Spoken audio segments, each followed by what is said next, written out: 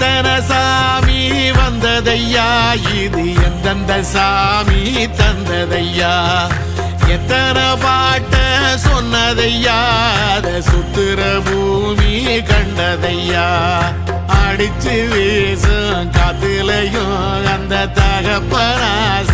சுத்துதையா, பிடிச்சு பூக்கும் விதையிலும் ஒரு வம்சத்து கதையே உள்ளதையா,